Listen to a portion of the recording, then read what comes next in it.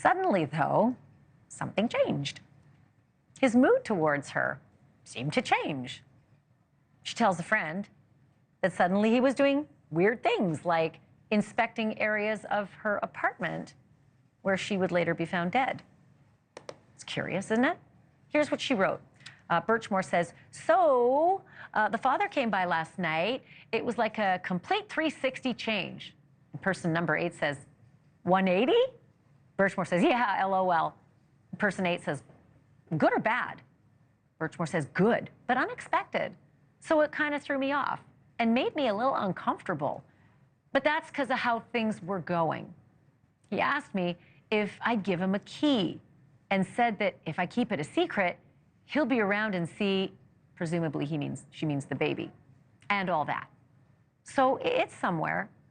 And then he looked in my closet and then the bathroom, but I don't know why. Haven't figured that out. We started to have heart-to-heart, and then work called him, so he had to leave. Oh, and he brought me a ginger ale because I ran out. And person 8 says, what about the birth certificate? And Sandra says, I think he's signing it. Not sure. He's coming back again this week, but it was like a complete 180 from where we were at. And here's where I should point out, ladies and gentlemen, that Sandra was found hanging from the door of that closet that Detective Farwell had been inspecting. That's curious, isn't it? 5 days after that conversation, on January 29th, she texted Detective Farwell the passcode to her building's front door. And according to his indictment, he had kind of a weird response to that. He asked her to verify if the code was the same code for all the building's residents or just you. The next day, on January 30th, Sandra texted Farwell again, asking whether she could tell him the baby names that she was considering. And Farwell said he'd rather discuss that in person.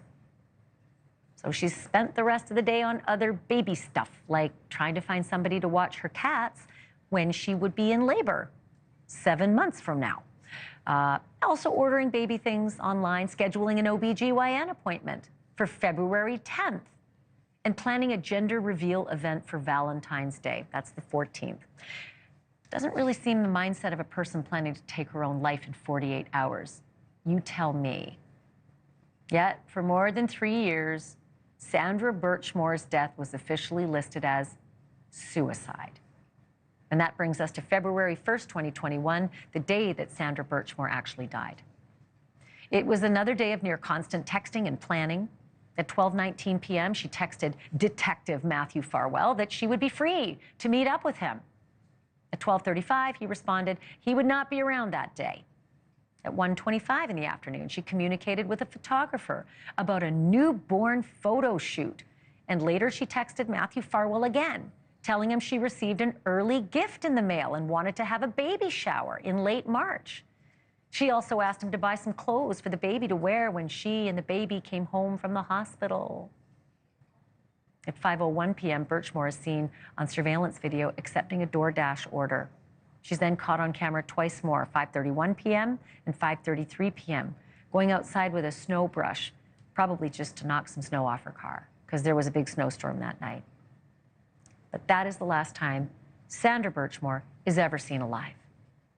At 7:57 p.m., she texts a friend asking about baby clothes. And at 8:25 p.m., she Googles Cubby Kids furniture. At 9:08 p.m., Matthew Farwell texts her asking whether he can, quote, come by for a second. And 2 minutes later, Sandra texts him back, telling him the door will be open.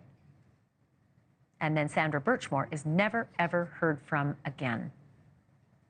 The phone records show that her phone was locked at 9:13 p.m., but it recorded a black screenshot at 9:18 p.m. The phone's health tracker indicates she took her final steps at 9:40 p.m. Phone's battery died 2 days later, on February 3rd, but Sandra's body wouldn't be found until the 4th because police did a well-being check. When they found her, her phone was on the floor, 12 inches from her right hand, 6 inches from her bent right knee. And here's the thing I can't get over, among many things. Everything I just said to you, everything I just listed out, was information that was knowable to the authorities right then and there, the moment her body was found. Thanks for watching. Go to joinnn.com to find News Nation on your screen. And don't forget to click the red subscribe button below to get more of News Nation's fact-driven, unbiased coverage.